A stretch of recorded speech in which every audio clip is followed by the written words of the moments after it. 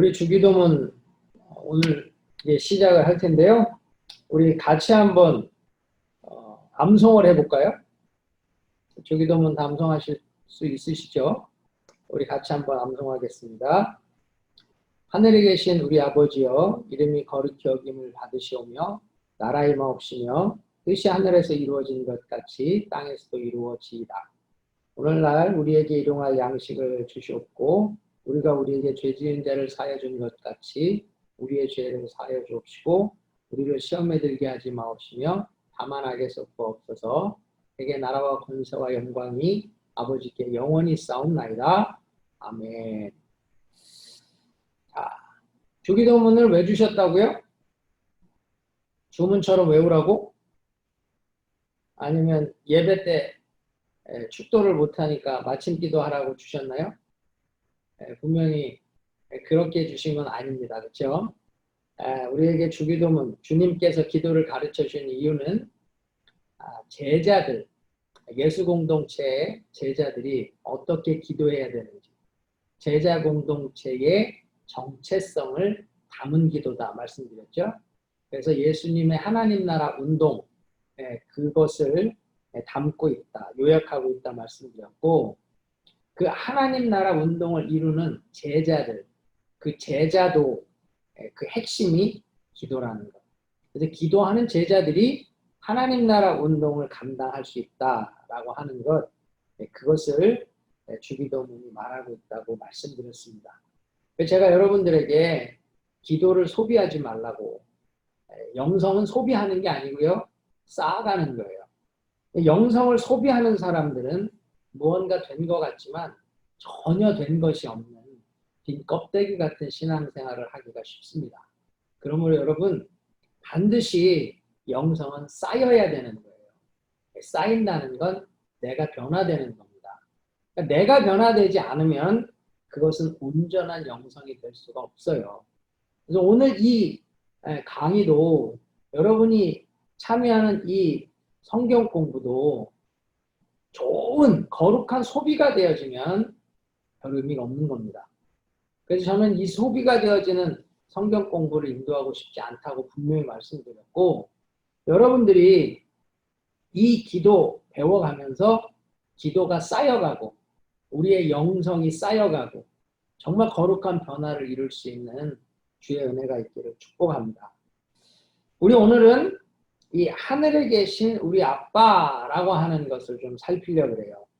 주기도문이 어떻게 시작해요? 하늘에 계신 우리 아버지요. 하늘에 계신 우리 아버지요 라고 시작해요. 근데 이 기도는 공동체에 주신 기도라 그랬죠? 그러므로 기도라고 하는 건 공동체를 형성해요. 공동체의 영성을 만든다는 거예요. 이 예수 공동체의 기도가 이 바로 주님이 가르쳐 주신 기도예요. 그러면 이 예수 공동체를 형성해주는 기도의 시작이 하늘에 계신 우리 아버지요 라고 한다면 예수 공동체의 정체성은 뭐예요? 하나님을 아버지로 모시는 자녀 공동체라는 거예요. 여러분, 이게 기가 막힌 겁니다. 하나님을 아버지로 모시는 자녀 공동체가 된다는 것, 여기에 주기도문에 가장 중요한 시작이 있는 거고 가장 중요한 핵심이 있는 겁니다. 그래서 예수 공동체는 뭐예요? 하나님을 아빠라고 부를 수 있는 공동체예요. 여기 하나님 아버지요 이렇게 번역이 되어 있지만 헬라어 원문은 파테르라고 하는 아빠라고 하는 단어예요. 아빠. 그러니까 하나님을 아빠라고 지금 부르라는 거죠. 예수님은 하나님을 아빠라고 부르고 있는데 사실 우리의 기도의 대상은 하나님이잖아요. 그러니까 하나님이라고 하면 우리는 하늘에 계신 분, 저 멀리 계신 분, 나하고는 너무 동떨어져 계신 분, 그런 느낌이 쉬운데 예수님은요, 하나님을 아빠라고 불러요. 아빠. 하나님 아빠. 누가판에는 그냥 아빠라고만 나오는데 마태판에는 하늘에 계신이라는 수식어가 붙어 있어요. 그 이유는 뒤에 설명드리겠지만 이 성경 안에는요. 하나님과 이스라엘 백성 사이의 관계를 묘사하는 그림 언어들이 많이 나오거든요. 그래서 목자와 양떼로, 농부와 포도원으로, 신랑과 신부로, 또 오늘같이 아버지와 아들로 이렇게 하나님과 이스라엘의 관계를 언약적 관계로 성경 안에서는 여러 그림 언어로 묘사가 되고 있는데요. 사실 유대문은 구약에는 하나님을 아빠라고 부르는 예가 거의 없습니다. 이사야서 64장 8절에 딱 한 번 나와요. 여호와여 이제 주는 우리 아버지 신이다. 구약에 이거밖에 없어요. 그러니까 이 아빠라고 하나님을 아버지라고 부른다라고 하는 건요. 거의 혁명적인 거예요. 근데 예수님은 지금 하나님을 아빠라고 부르고 있다는 거죠. 이 아빠라고 부른다고 하는 것도 혁명적인데 제자들에게 기도를 가르치시면서 자기하고 똑같이 너도 하나님을 아빠라고 불러 그렇게 가르치고 있다는 거예요. 그러니까 예수 공동체는 자녀 공동체인데 이 자녀 공동체는 하나님을 아빠로 부를 수 있는 공동체잖아요. 그런 의미에서 예수님이 추구하는 하나님 나라 운동은 뭐예요? 하나님을 아빠로 부를 수 있는 자녀로 거듭나게 하는 공동체라는 거예요. 예수님의 하나님 나라 운동은 복음을 통해서 하나님의 자녀로 거듭난 사람들을 만드는 운동이라는 거예요. 하나님, 바로 창조주이신 그분을, 절대 주권자이신 그분을 아빠로 모시고 그 아빠의 부요함을 누릴 수 있는 자녀 공동체를 만드는 것. 이게 하나님 나라 운동. 바로 예수님의 하나님 나라 운동의 핵심이라는 거예요. 이해가 되십니까? 그러니까 요한복음 1장 12절에 뭐라 그래요? 영접하는 자, 곧 그 이름을 믿는 자들에게는 하나님의 자녀가 되는 권세를 준대요. 이게 하나님 나라 운동, 예수님의 하나님 나라 운동의 핵심이라는 거예요. 그래서 그는 제자들을 스승과 제자의 관계로 그냥 몰아가는 게 아니고요. 그냥 스승과 제자의 관계로 가르치는 게 아니라 하나님을 아빠로 섬기는 제자들이 똑같이 하나님을 아빠로 섬기는 하나님 자녀로 거듭난 바로 하나님 자녀 공동체로 만들기를 원하셨다는 거죠. 그러므로 교회는요. 이 하나님 나라 운동을 감당하는 공동체예요. 바로 우리들 모두가 하나님을 아빠로 부를 수 있잖아요. 믿습니까? 여러분 다 하나님 아빠로 부르잖아요. 하나님 아버지, 하나님 아빠. 그게 놀라운 비밀을 담고 있다는 거죠. 그래서 여러분 예수님이 아빠라고 부르신다라고 하는 것이요. 너무 중요한데 이게 간접 기독론적인 관점에서 보면 하나님을 아빠라고 부른다는 건 뭐예요? 자녀의 핵심은 뭐죠? 상속자예요. 아버지의 것을 물려받는 거예요. 그러니까 자기가 하나님을 아빠라고 부르면 하나님은 구원자시니까 자기도 곧 뭐가 돼? 구원자가 된다는 주장이 그 안에 담겨 있는 거예요. 이게 간접 기독론인데 그런 의미에서 한번 본다면 하나님을 아빠라고 부른다. 그것은 우리 모든 인간이 하나님의 자녀가 된다는 걸 전제하고 있는 거죠. 우리가 하나님을 아빠라고 부르니까 우리는 하나님의 자녀가 되는 걸 전제하는 거잖아요. 그러니까 그 말 안에는 뭐예요? 우리도 하나님의 자녀고 자녀는 상속자라는 거. 자녀가 상속자라는 것. 천지우주 만물이 하나님 거잖아요. 그럼 우리는 하나님의 것을 다 물려받을 수 있는 상속자가 되는 거예요. 그래서 예수 공동체, 하나님 자녀 공동체의 기도의 핵심이 뭐예요? 아버지의 부요함, 끌어다 쓸 수 있는 것.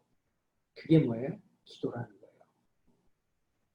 예수 공동체, 자녀 공동체의 기도의 영광은 상속자이기 때문에 아버지의 풍요를 내가 기도를 통해 가져다 쓸 수 있다는 거예요. 아니 무슨 근거로 네가 하나님의 부유함을 가져다 쓸 수 있냐? 나 아빠라고 부를 수 있어. 하나님이 아빠야. 아빠 거 다 내 거야. 제가 지금 제 랩탑을 가져왔는데 제 건데 우리가 애가 셋이다 보니까 온라인으로 수업을 들으니까 막내 거까지는 줄 수가 없어. 그래가지고 제 거를 준 거예요. 그리고 제가 오늘 이 강의실을 옮겨야 되기 때문에 랩탑을 갖고 왔더니 막내가 그래. 아빠 그거 왜 가져가? 그러더라고. 야 이거 내 거야. 근데 얘는 지 거를 갖고 가는 듯이 영 마땅치 않은 듯이 얘기를 해요. 그래서 아빠 강의가 있어서 그래. 그랬더니 그럼 뭐 가져가세요. 뭐 이렇게 빌려준다는 듯이. 나오면서 좀 찝찝해. 이거 내 건데 분명히. 이게 내 건데 왜 제가 지 거 가지고 굴지? 이게 자녀란 말이죠. 이게. 아니 지가 샀어요. 뭐 자기가 이걸 뭐 보태준 게 있어요. 자기가 가져다가 아빠 나 수업 들어야 돼. 당당히 쓰니까 이제는 자기 건 줄 알아. 이게 자녀거든요. 여러분 기도라는 게 뭐냐 이거예요. 내가 하나님을 아빠로 부를 수 있어. 왜? 난 자녀니까. 그러면 자녀는 아빠 거 가져다 쓸 그 상속의 권한이 있으니까 가져다 쓸 수 있다는 거예요.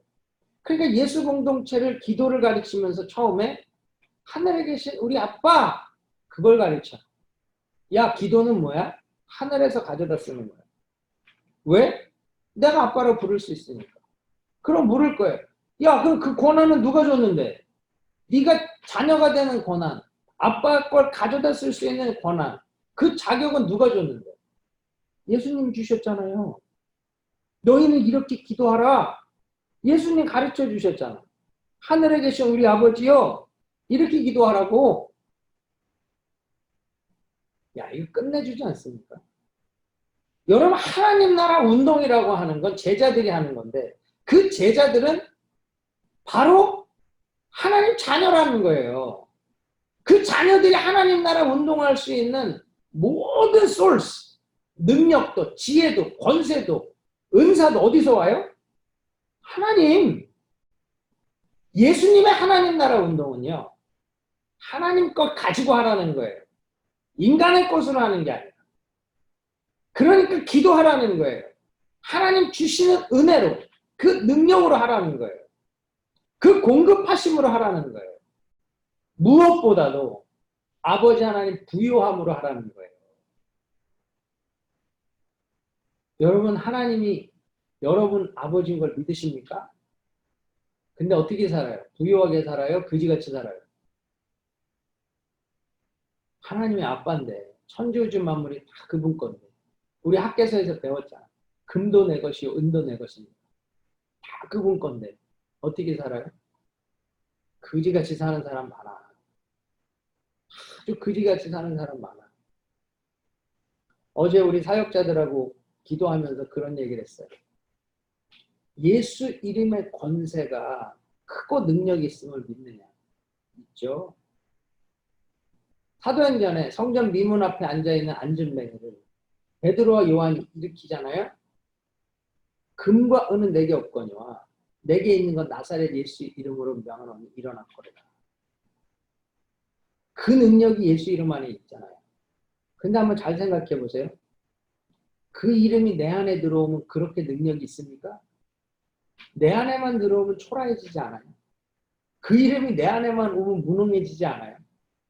딴 사람 안에 가서는 그 이름으로 아빠한테 구하면 예수 이름으로 아빠한테 구하면 다 주는데 베드로와 요한은 그 아빠에게 그 예수의 이름으로 구했더니 안전뱅이를 잡아 일으키는 능력과 권세가 임했는데 치유와 회복이 임했는데 우리는 어때요?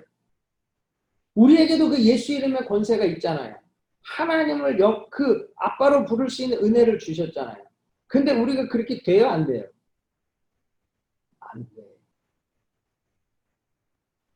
그래서 제자도 그 기도의 회복이 뭔지 압니까? 제가 결론적으로 말씀드리겠지만 맨 뒤에서 말씀드리겠지만 하나님 아빠에 대한 믿음, 하나님 아빠에 대한 확신을 회복하는 것. 거기서부터 기도는 능력이 나타나는 거예요. 여러분 오늘 가장 중요한 건 바로 이겁니다. 예수 공동체의 정체성은 자녀 공동체예요. 그 자녀가 아빠에게 구해서 아빠의 부여함을 가져다 쓰는 행위, 그게 기도예요. 다 됐어. 그것만 하나님하고 나하고 연결이 되면 우리의 기도는 능력이 있는 거예요. 마귀가 와서 네가 무슨 자녀냐? 누가 너를 자녀라 그래? 예수님이. 야, 너 아빠 거 어떻게 가져다 써? 누가 그 권한 줬는데? 누가 그 자격 줬는데? 예수님이. 너희는 이렇게 기도하라 가르쳐 주셨거든. 그래서 나는 하늘에 계신 우리 아빠한테 구해. 그 부요함이 내 거야. 마귀가 한 길로 왔다 일곱 길로 떠나는 거예요. 여러분 오늘 이것만 붙드세요. 이것만 회복해도 아빠에 대한 확신만 회복해도 우리는 완전 다른 인생을 살 수 있는 겁니다. 예수님의 제자 공동체가 교회잖아요. 교회는 바로 자녀 공동체잖아요. 자녀 공동체가 하나님 앞에 상속자가 되는 거잖아요. 우리는 하나님의 부요와 풍요를 가져다 쓰는 상속자가 됐다고. 그러므로 그 상속자의 그 엄청난 은혜를 누릴 수 있는 저와 여러분 되기를 축복합니다. 이 하나님 아빠의 의미를 좀 다시 한번 조금 더 깊게 생각해 볼까요? 누가파는 아빠라는 말만 썼어요. 그런데 마태파는 하늘에 계신이라는 것을 덧붙였어요. 왜 그럴까요? 여러분 하늘에 계시다라고 하는 건 땅에 있는 인간과 구별되죠. 완전히 초월해 계신 분이에요. 하나님은 나와 다른 분이에요. 유한한 인간과 무한한 인간이 완전히 구별되는, 하늘에 계시다는 말로 완전히 초월되어 계신 분이에요. 그런데 아빠는 어떤 분이에요? 내 옆에 있는 분이에요. 땅에서 나와 함께하는 분이에요. 즉 친근하면서 내 옆에 계신 내재성, 그걸 강조하는 거예요. 그러니까 마태는요, 하늘에 초월해 계신 분이 그 하늘에 계시지 않고 아빠로 나와 함께하고 계신다는 거죠. 하늘에만 계시면 나한테 도움을 주지 못해요. 나에게 아빠 노릇을 해줄 수가 없어. 그래서 하나님은 하늘에 계신 분이 내 옆에 아빠로 계셔서 아빠 노릇을 해주는, 아빠 역할을 해주는, 아빠 역할을 해주니까 자녀들은 어때요? 하나님 아빠를 의존할 수 있죠. 그럼 그 아빠는 나를 책임져 주는 거예요. 누가복음 15장에 보면 탕자의 비유가 나오죠. 이 탕자는 아빠를 의지하지 않아요. 아빠 거 가지고 멋대로 살죠. 그러나 그는 다 털어먹고 돼지가 먹는 쥐염 열매를 먹는 것조차 힘들어지니까 아빠를 찾아와요. 그러나 이 아빠는 책망하지 않고 받아주죠. 끝까지 아빠 노릇을 해준단 말이에요. 이게 하나님이고 이것이 아들을 변화시키는, 아들을 회개하게 만드는 힘이죠. 하나님은 항상 우리를 자비로, 용서로 먼저 품어주신다는 거예요. 이게 아빠 노릇이거든요. 아빠 노릇. 그 아빠 노릇을 해주시는, 아빠 역할을 해주시는 그 하나님의 그 사랑이 우리가 범죄해도, 우리가 부족해도 끝까지 우리와 함께 한다는 겁니다. 그게 아빠는 자녀를 책임지시는 분이기 때문에. 저희 아들들이 어릴 때 수영장에를 가면 항상 하는 게 있어요. 깊은 물에 점프를 해서 뛰어들면 저보고 이렇게 잡으라는 거예요. 그래서 싫다. 아니래. 자기는 물로 푹 뛰어들면 푹 들어갔다 나오는 그게 재밌대. 근데 수영을 못하니까 자기는 죽을 것 같거든. 그러니까 점프하면 이제 빠져 죽기 전에 나보고 잡으라는 거죠. 근데요, 얘네들이 나를 어떻게 믿는지 막 달려와서 뛰어들어요. 그냥 막 달려와서 푹 들어가. 그럼 저는 어떻게 해요? 내비둘까? 아무리 사악한 부모라도 그거를 죽음에 내몰지는 않죠. 그걸 잡아서 일으켜. 그거를 뭐 10번이고 20번이고 해. 제가 그 아이들을 보면서 믿음 좋다. 저 믿음이 어디서 나올까? 제가 그러면서 얼마나 회개를 했는지 몰라. 나는 하나님 믿고 그렇게 못 뛰어들거든. 이분이 영 믿음지가 못해. 내가 그렇게 믿음에 도전을 하면 절대 안 잡아줄 것 같거든. 그래서 항상 발이 닿은 날을 확인하고 뛰죠. 그래서 기적을 경험을 못해. 역사를 경험하지 못하는, 하나님이 책임져 주시는 은혜를 경험하지 못하는 거예요. 여러분, 믿음의 도전이라는 건요, 발 닿지 않는 물속에 수영도 못하는 아이가 뛰어들듯이 그 아버지를 믿고 마음껏 뛰어드는 것. 여러분, 이게 믿음의 기도예요. 저는 여러분들이 여러분을 책임져 주시는 하나님을 믿고 경험하실 수 있도록 축복합니다. 그 하나님을 믿고 경험할 때 하나님께서 그 믿음의 도전에 은혜를 주십니다. 제가 오늘 우리 점심 먹고 사역자들하고 하다가 옛날 얘기가 나왔는데, 제가 텍사스에서 나올 때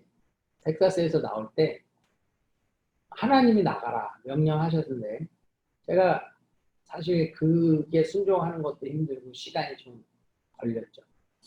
근데요, 나가라. 첫째는 네가 이 교회에서 할 일 다 했다. 둘째는 내가 너와 해야 할 새로운 사역이 있다. 셋째는 너 지금 젊은데 안주해야 될 때가 아니고 도전해야 될 때다. 그래서 제가 순종하고 나가기로 했어요. 그러면 어디로 가야 될지, 무엇을 해야 될지 알려주셔야 될까? 아무 말씀이 없어요. 내가 나가기로 결정을 하고 마지막 예배 날짜가 잡혔는데도 갈 바를 알지 못했어요. 그래서 제가 아는 집사님에게 이 LA 쪽에 집을 좀 알아봐 달라고 부탁을 드려놓고도 마지막 2주, 3주를 남겨놓을 때까지도 집이 안 구해졌습니다. 그래서 이거 어떡하지? 라고 하고 있을 상황인데, 제 아내가 저보고 그래요. 여보, 내 생일인데 생일 선물 뭐 해줄래? 그러더라고요. 그래서 내가 이 상황에 해줄 수 있는 건 없는 것 같고, 하나님이 선물을 좀 해주시면 좋겠다. 그것도 좀 큰 거 해주시면 좋겠다. 그랬거든요. 그랬더니 우리 사모가 그렇게 해주시면 좋겠다고. 근데 어디로 갈 바를 알지 못하는 상황에도 저는 마지막 예배를 드리고 떠난다라고 하는 것을 정해놓고 있었기 때문에 뭐 어떻게 되겠지? 하나님 책임지시겠지. 오히려 주변의 성도들이 걱정을 하는 거예요. 목사님 어떻게 할 거냐고, 집은 구했냐고, 어떻게 살 방법은 있냐고 막 물어보는데, 뭐 하나님 하시겠죠. 나중에는 성도들이 우리 사모님, 우리 와이프한테 사모님 어떻게 할 거냐고, 목사님 좀 너무 심한 거 아니냐고. 근데요, 생일 이틀 전에 우리 예전에 선교지에서 만났던 집사님 한 분이 전화가 왔어요.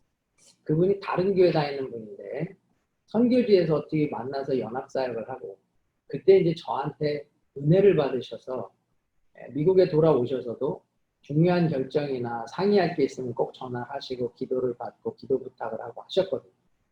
근데 그분이 한 6, 7개월 연락이 없었는데 갑자기 전화가 와서는 자기가 중요한 일이 있어서 한국을 갔다 왔는데 목사님 어떻게 하면 좋겠습니까? 라고 묻더라고요. 그래서 이렇게 상담을 해주고 기도를 해드리고 그럼 잘 지내시라고 그러고 전화를 끊으려는데 아이고 제가 목사님 안부도 안 물어봤다고 어떻게 지내시나. 그래서 내가 여차저차해서 이제 마지막 예배 드리고 나가려고 그런다고. 근데 어디로 갈 거냐? 집을 구하는데 안 구해준다고. 근데 갑자기 이분이 집을 구해준대. 아이, 아니라고. 괜찮다. 집사님한테 그런 부탁 드릴 사이도 안 된다. 제가 알아서 하겠다. 아니라고. 계속 그러시는 거예요. 그래서 한 달을 구해도 안 구해진 집이 구해지겠나? 그래서 알았다 그럼 한번 알아보시라고. 그랬더니 얼바인 쪽에 바로 다음날 집을 구했다고 연락이 오는 거예요. 집을 구해요? 그랬더니 여기 이렇게 해서 안 돼. 여기로 오시라고. 그럼 나야 뭐 선택의 여지가 없잖아. 알았다고. 그러면 뭐 그 계약서 보내달라고 해서 사인해서 이렇게 서류해서 보내드렸어요. 근데 그 다음날 이제 생일인데 우리 곽 전도사님 네 분이 그때 집사였죠. 우리 총무 집사였는데 우리 사모 생일이라고 식사 대접을 한다고 이제 만나자 그래서 밥을 먹고 있었어요. 밥을 먹고 있는데 그분한테 전화가 왔어. 그래서 나가서 전화를 받았더니 목사님 나오시는데 제가 할 건 없고 이 집 1년 페이먼을 제가 해드릴 테니까 안식년을 갖고 쉬십시오. 그러면서 다음 사역을 준비하십시오. 하시는 거예요. 얼바인에서 1년 아파트 이 타운하우스 페이먼은 거의 3만 불입니다. 그거를 갖다가 해주신다는 것이 제가 집사님 감사합니다 그렇게 얘기가 안 나와요. 왜냐면 아니 내가 내 돈에 내 주머니에서 돈 나갈 때는 기도 엄청 하고 이게 주의 뜻인지 물어보고 확인하고 그러면서 남이 주는 거는 하나님 뜻이라고 넙죽 받아요? 그렇지 않아요. 제가 아닙니다. 그건 집사님이 하실 일이 아닙니다. 제가 집사님에게 그런 도움을 받을 관계가 아닙니다. 이건 제가 하겠습니다. 그랬더니 일단 나와서 보재. 그러면서는 나와 보니까 그분이 그걸 다 해결을 해버린 거예요. 그래서 제가 그곳에 생각지도 않게 안식년을 가지면서 다음 사역을 준비할 수 있었습니다. 참 그걸 보면서 느끼는 게 뭐냐면 여러분 내가 믿음으로 발을 내딛는다는 거 그거 무모해 보이고 세상 사람들이 보면 이상한 사람, 미친 사람이라고 볼 수도 있어요.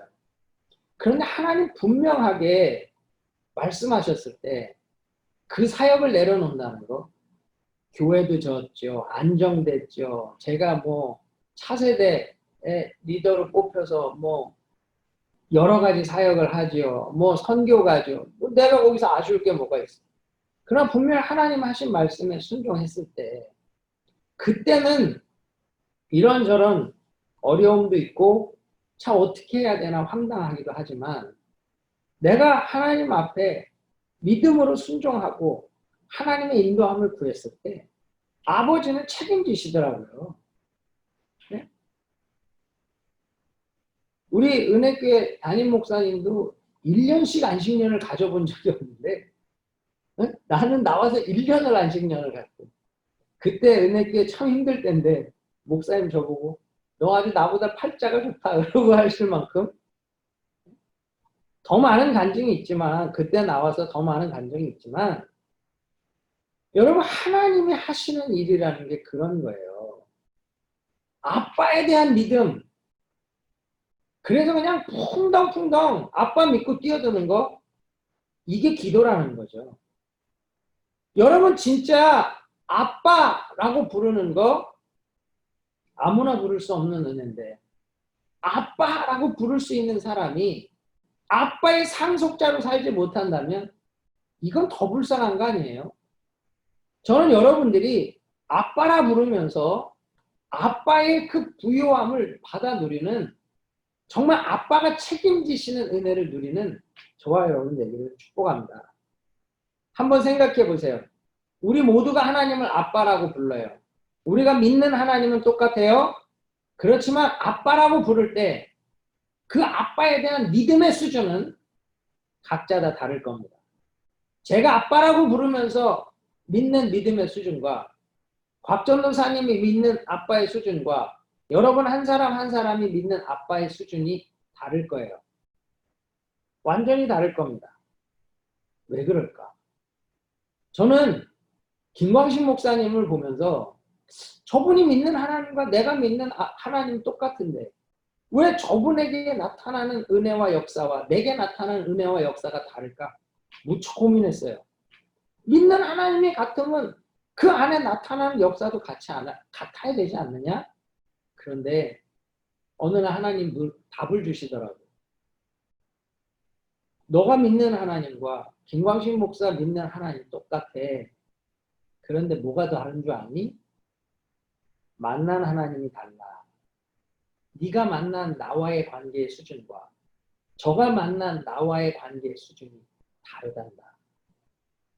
제가 그때 알았어요.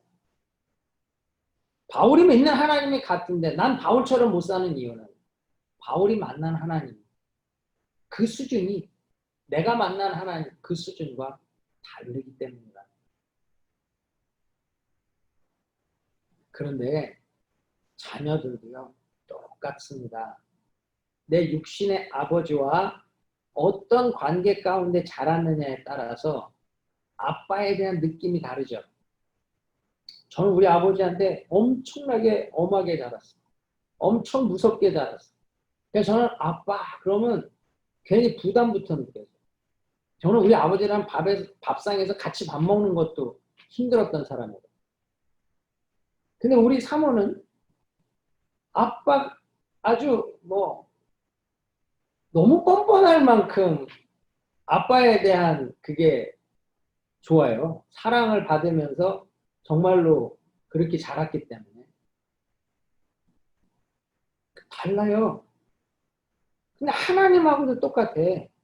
하나님 아빠하고 어떤 관계 가운데 신앙이 자랐느냐에 따라서 하나님을 아빠라고 부를 때에 내 안에 다가오는 느낌과 사랑과 믿음과 소망의 수준이 다르다는 거예요. 완전 다른 거예요. 그래서 여러분 이 아빠와의 만남, 이 만남을 어떻게 가질 거냐? 이게 내 삶의 수준을 바꿔놓는다는 걸 여러분 꼭 기억하셔야 돼요. 제가 나중에 기회가 되면 주일 예배 때 한번 이 만남의 단계가 다른 것에 대해서 좀 설교하고 저의 간증도 하고 여러분들도 지금 만남의 수준과 그 깊이를 좀 이루어갈 수 있게 해드리려고 하는데요. 여러분 오늘은 그게 포인트가 아니니까 제가 오늘은 그 얘기는 하지 않겠습니다. 그러나 중요한 건 여러분이 신앙생활을 하면서 하나님 아빠와의 관계 그 안에서 신앙이 어떻게 자라느냐는 굉장히 깊이 고민하셔야 돼요. 굉장히 중요한 부분이라는 거예요. 저는 우리 육신의 아버지로 인해서 하나님 아빠라고 하는 부분이 너무 멀리 있었거든요. 하나님 아빠라고 하는 게 우리 아버지와 오버랩되면서 너무 멀리 있었거든요. 그런데 이 회복에서부터 내가 달라지기 시작하고요. 그게 달라지기 시작하니까 신앙도 내 삶의 수준도 달라지더라고요. 그래서 오늘 우리가 이 마지막으로 정말 중요하게 고민해야 될 게 뭐냐면 여러분은 하나님 아빠를 어떻게 인식하고 있고 어떻게 느끼고 있고 어떻게 내가 그분을 경험하고 있는가 이걸 돌아보셔야 된다는 거예요. 왜냐하면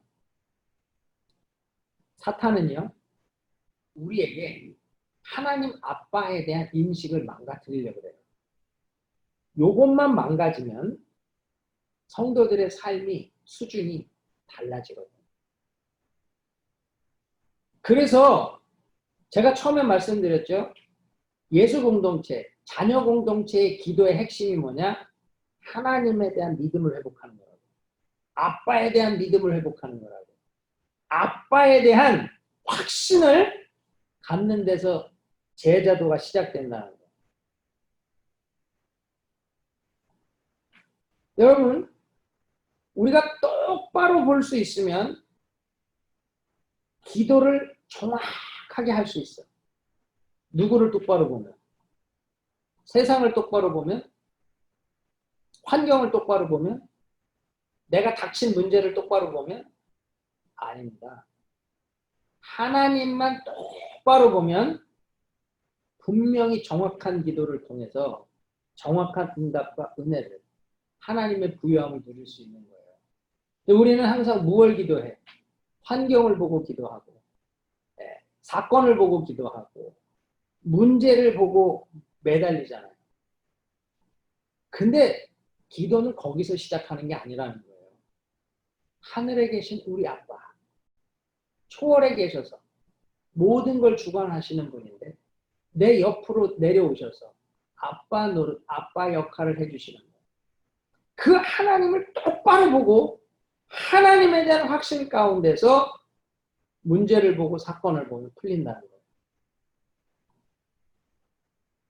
그런데 이 원수 마귀는 하나님 아빠에 대한 이미지를 망가뜨려요. 어디서부터?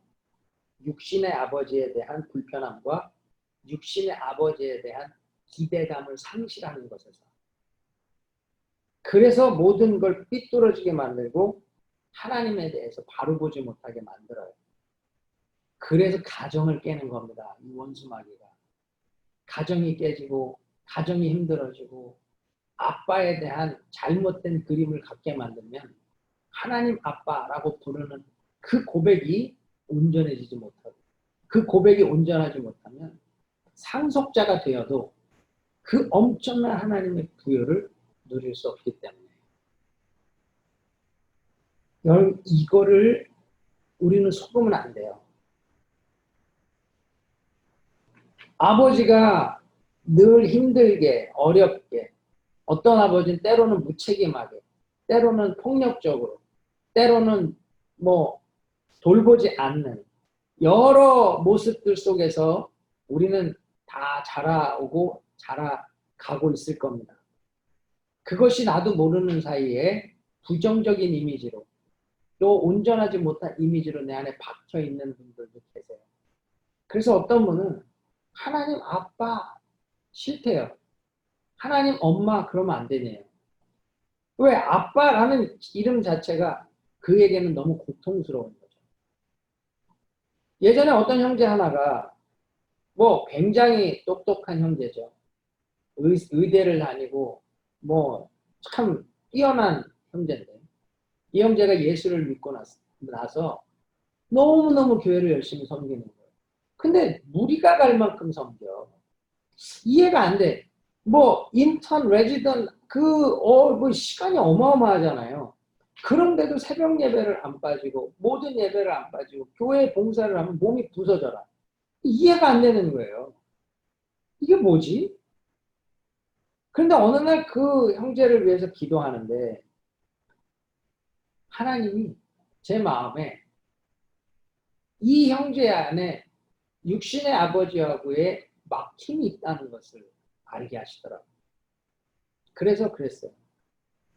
형제, 하나님 아버지가 말씀하시는데 아들아, 너 그렇게 몸이 부서져라 일하지 않아도 네가 아무것도 하지 않아도 나는 너를 사랑한단다. 나는 너를 기뻐한단다. 하나님이 그 말씀을 전해주라고 하신다고. 그랬더니 갑자기 형제가 울기 시작을 해요. 통곡을 하는 거예요. 그러면서 나중에 하는 말이 뭐냐면 이 형제는 항상 1등만 했어요. 항상 칭찬받을 일만 했어. 그런데 아버지가 단 한 번도 칭찬을 해준 적이 없어. 그래서 그냥 뭐 100점을 맞아도 늘 당연한 거고 만약에 전교 2등을 하면 너 그거밖에 못해 이런 식이 되다 보니까 이 형제는 아빠의 칭찬 한 번을 듣기 위해 죽기 살기로 살아왔던 인생인 거예요. 근데 예수를 믿고 나서 하나님 아버지라고 부르는데도 똑같이 그것이 투영이 되는 거죠. 그러니까 하나님의 칭찬을 받고 싶어서 그렇게 몸이 부서져라 수고롭게 예수를 믿었던 거예요. 근데 그날 그게 아니다. 너 아무것도 안 해도 넌 내 자녀다. 네가 아무 일도 안 해도 그렇게 수고롭게 살지 않아도 내가 너 사랑해. 왜? 너는 그 자체로 내 자녀니까. 뭘 해서 기쁜 게 아니다. 나는 네가 내게 와주는 것만으로 난 기쁘다고. 그 말에 깨진 거예요. 그리고 아빠의 관계가 회복이 됐어요. 그러면 이 형제는 그 다음부터는 아무것도 안 해도 되니까 나는 자유롭게 살까? 그럴까요? 아니요. 똑같이 섬겨요. 그런데 몸이 부서져라 억지로 칭찬에 목말라 하는 게 아니고요. 아빠에 대한 사랑을 경험했기 때문에 사랑에 대한 감사함으로 섬기기 시작하는 거예요. 완전히 다른 거예요. 그때는 늘 초조해 보이고 불안해 보였던 사람. 힘이 든데 얼굴은 해같이 빛나. 늘 웃음이 있고. 왜요? 하나님 나 사랑한다는 거예요. 내가 뭘 해서가 아니라 내 그 자체로 하나님 나를 기뻐한다는 것이 이미 확신으로 회복됐기 때문에 그는 그걸로 감사하기 때문에 하나님의 일을 하는 것이 행복한 거예요. 예전엔 새벽에 남아서 졸리면 허벅지를 꼬집고라도 졸면 안 돼. 기도할 때도 졸면 안 돼. 근데 지금은 새벽에 나와서 졸리면 자. 그 자고 있는 모습이 너무 은혜가 되는 거예요. 그렇게 20분을 자고 일어나서 기도하며 또 하나님의 회복을 가지고 나가는 것. 이게 자녀 아닙니까?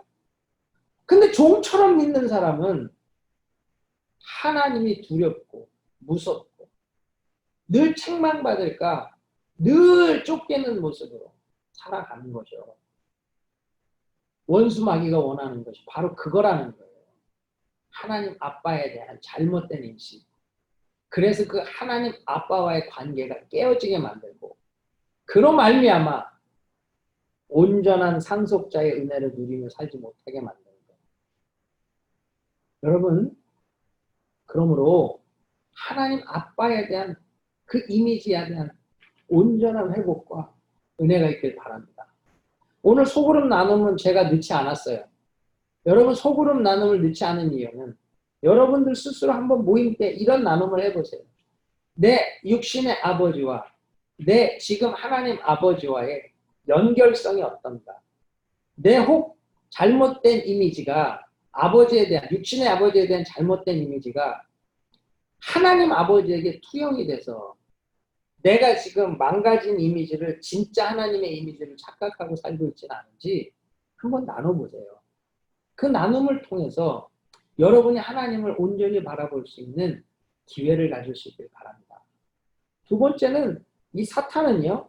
하나님에 대한 이미지만 망가뜨리는 게 아니에요. 자녀에 대한 이미지도 망가뜨리려고 해요. 자녀에 대한 이미지. 그게 무슨 말이에요? 내 안에 깨어진 인격이 있다는 겁니다. 범죄로 말미암아 또 육체의 소욕을 채우는 것으로 말미암아 또 내 멋대로 살고자 하는 마음으로 말미암아 내 안에 깨어진 인격이 있고요. 세상에서의 어려움, 고난, 환난, 핍박 여러 일들을 통해서 내 안에 깨어진 인격이 있다는 거예요. 그러면 사탄은 어떻게 얘기해요?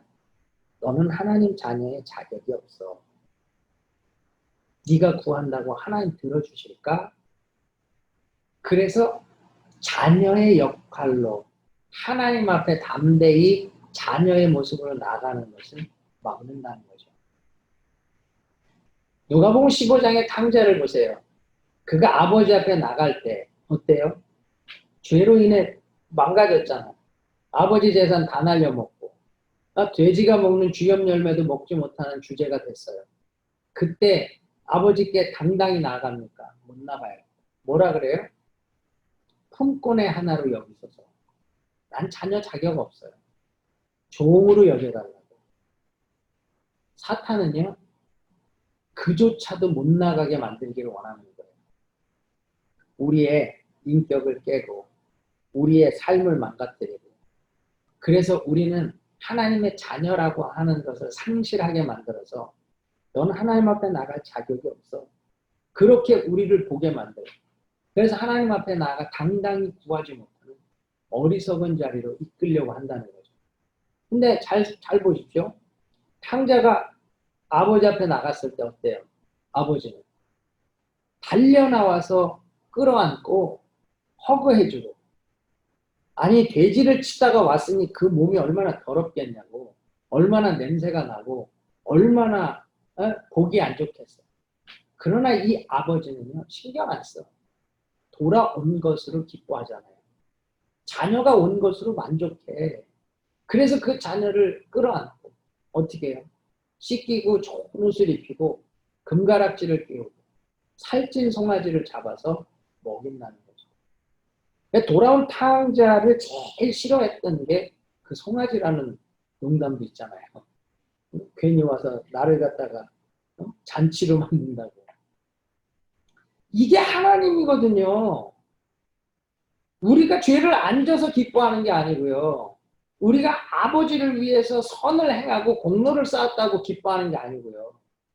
죄인이지만, 더러운 죄인이지만, 아버지, 나 아버지 곁으로 왔어요. 라고 하는 그것을 아버지는 제일 기뻐하신다는 거예요. 아버지 제일 좋아하신다는 거예요. 여러분, 내가 지금 하나님 앞에 나아가지 못하는 이유가 뭡니까? 내가 술을 먹고 담배를 피고 마약을 하고 도박을 하고 뭐 불륜을 저지르고 악을 행하고 사기를 치고 도둑질을 하고 우리는 그러한 죄들이 하나님 앞에 나아가지 못하게 막는 것 같잖아요. 아닙니다. 우리는 그 모든 죄를 가지고 아버지 앞에 가는 거예요. 의인은 없나니 하나도 없어. 그런데 원수 마귀는 너 그 죄인이잖아. 네 안에 그 죄가 있잖아. 그런데 네가 어떻게 하나님 앞에 나아가?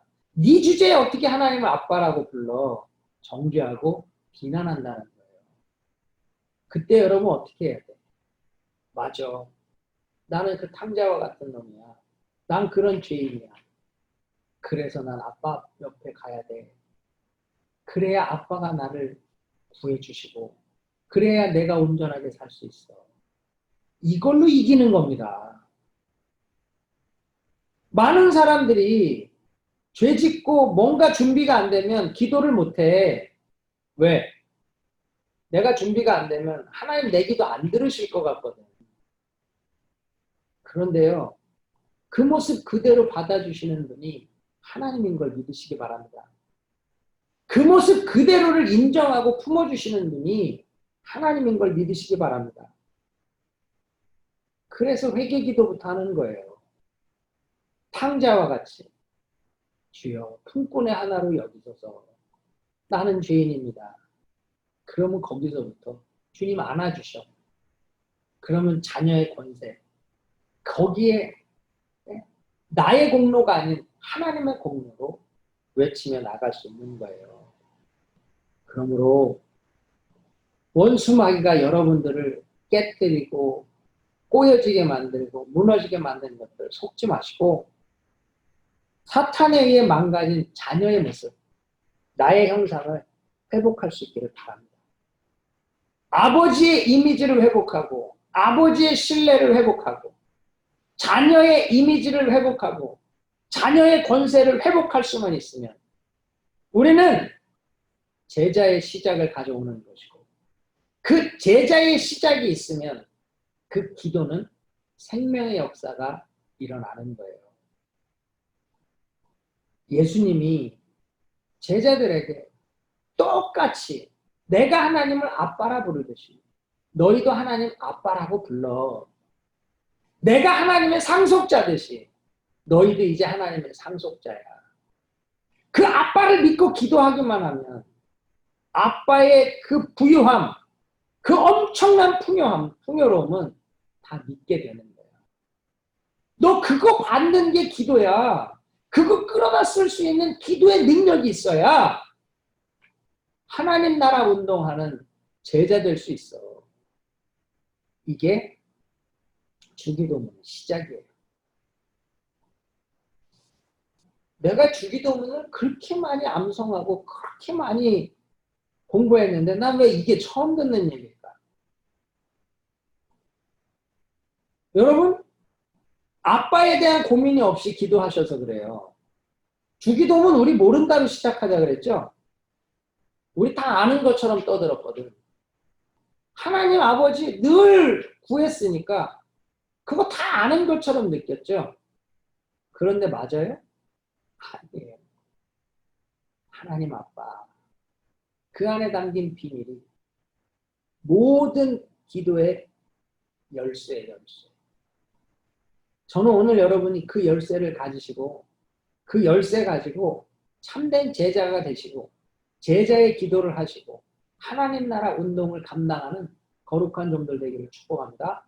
저와 여러분 예수 공동체, 제자 공동체, 그 하나님 자녀들. 야, 하나님 자녀.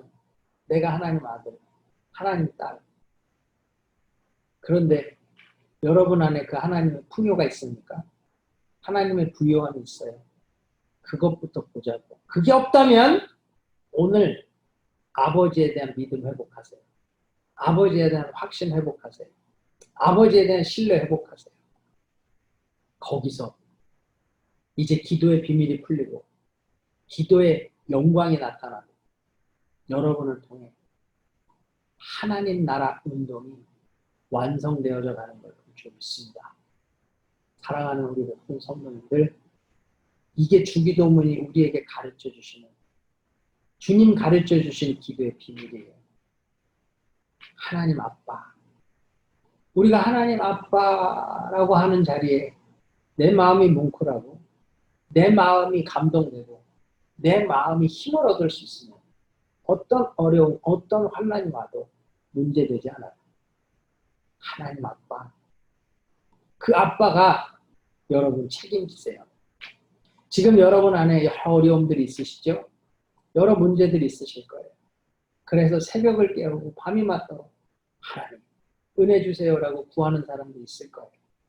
이제 오늘 그 기도를 좀 바꿔보자고. 아빠! 나 못해요 이거. 아빠 해주셔야지. 김용희 선교사님 그래. 하나님하고 기도하면 하나님 돈 주세요. 오고 가는 현찰 속에 싹 트는 믿음이라는데 말씀만 주시고 현금은 안 온대. 약속만 주고 돈은 안 온대. 나도 지금 그런데. 예. 근데요 희한한 건 뭐냐면 사역을 위해 필요한 거는 희한하게 다 채워져. 뭐 말도 안 되게 채워져. 그럼 된 거 아니에요? 내가 하나님 나라 운동을 위해서 필요한 걸 채워주시면 되는 거 아니에요? 돌아보면 나 굶지도 않아. 잘 먹어. 막 고기도 엄청 잘 먹고 뭐 맛있게 먹는 게 뭐 지금 아마 제일 잘 먹을걸요? 우리 선교팀이. 우리 교회도 지금. 입을 것도 막 누가 양복도 사줘? 참. 우리 사모가 그냥 돈으로 주지. 그런 얘기를 하는데, 예. 뭐, 보세요. 진짜, 아빠, 나는 그거밖에 없어. 그래서 저는 새벽에 어떨 때, 아버지! 그것만 한 30분씩 그냥 부를 때도 있어. 왜? 아빠가 아빠 노릇, 아빠 역할만 해주면 다 끝나는 건데. 나는 자녀지. 내가 아빠 역할을 하려고 하지 않는 것. 거기서 하나님의 일이 이루어지는 거예요. 우리 선교팀, 내가 아빠래. 우리 전사님 한 분이. 그동안 선교부에 3년 만이나 아빠가 없다가 아빠가 온다는 것 때문에 너무 기뻤대나. 아, 내가 그 말에 부담이 돼갖고 요즘 우리 선교팀 밥해 먹이느냐고. 아주 지금 내가 목자를 해도 그렇게 안 했었는데 매주 밥을 해서 먹이고 내가 못하면 의도다라도 먹이고 뭐 그랬더니 뭐 또 여기저기서 또 해주시기도 하고 이 아빠라고 그러니까 엄청나게 그 부담이 오더라고요. 그래서 내가 그래서 하나님 아빠 그러고 외치면 그분이 부담을 갖지 않겠어요? 그분이 부담을 가지면 해주시겠지. 네? 자녀 고아와 과부를 버려두지 않으시는 하나님이 네? 아니 내가 뭐 고아처럼 클 거냐고. 여러분도 그렇게 구하시란 말이에요. 아니 내가 뭐 고아냐고. 하나님의 아빠인데 그럼 책임지셔야지. 하나님이 내가 넌 믿음이 없는 것 같은데 하도 그러고 떠드니까 부담이 된다. 그래서 해주시지 않겠어요? 웃자고 하는 얘기지만 여러분 아빠에 대한 확신을 가지세요. 아빠에 대한 믿음을 가지세요. 그 아빠에 대한 믿음을 가지면 그 아빠가 해주시는 거예요. 글로리 교회 개척하고 지금 창립 예배도 못 드렸잖아. 그런데 필요한 거는 많죠. 준비하고 진행해야 될 거 많잖아. 아빠, 아니 아빠가 해주셔야지. 아빠가 해달라고 구해보세요. 다 될 겁니다. 퍼듀교회도 마찬가지예요. 아빠, 영적으로 배고파요. 우리가 영적인 사역을 하고 싶습니다. 하나님 나라 운동하기를 원합니다. 하나님 주시지 않겠어요? 사명도 주시고 사역도 주시고 동역자도 주시고 할 수 있게 해주시지 않겠냐. 재정도 주시고 부족함 없이 해주지 않겠냐. 아빠 부르짖고 아빠 부르는 제자 공동체, 자녀 공동체가 하나님 나라 운동하는 거 보길 원합니다. 우리 은혜교회도 마찬가지죠. 우리 은혜교회 정말 하나님의 공급하신 하나님 나라 운동을 감당해 가는 것 너무 감사하고 너무 영광스러워요. 지금 더 구해야 될 게 아빠 도와주세요. 지금 모든 게 못한다고 하고 막혀있다는 이때 우리는 하나님 복음이 진보되고 선교가 진행되고 세계 선교 마무리하는 거 보기 원합니다. 아빠! 이 모든 거 감당해 주세요. 그때 되는 거예요. 여러분, 원수 마귀가 망가뜨려 놓은 하나님에 대한 잘못된 이미지 그거 속지 마세요. 하나님은 여러분을 책임지시는 완전한 아빠인 줄 믿으시기 바랍니다. 여러분은 그 하나님 앞에 나갈 수 없는 완전히 망가지고 깨진 그런 자녀 아니에요. 속지 마세요. 그 모습 가지고 나아가면 받아주시고 회복시켜주시고 자녀 삼으셔서 거룩히 변화시키셔서 제자 삼으시고 사도 삼으셔서 주의 일을 감당케 하실 줄 믿습니다. 사랑하는 성도님들 모두가 오늘 이 하늘에 계신 우리 아빠에 대한 믿음 회복하시고 확신 가지고 제자도의 시작을 가지고 오늘부터 이제 아빠 앞에 드리는 그 기도가 하나님의 풍요를 가져다 쓰는 상속자의 영광스러운 모습으로 드려지는 기도. 그래서 놀라운 기도의 응답이 있고 간증이 있고 이제 다음 주에 만날 땐 우리 아빠가 이런 은혜를 주셨습니다. 나눌 수 있고 우리 아빠가 이런 응답을 주셔서 우린 이런 하나님의 나라 운동을 감당하고 있습니다. 간증할 수 있는 저와 여러분 되기를 축원합니다.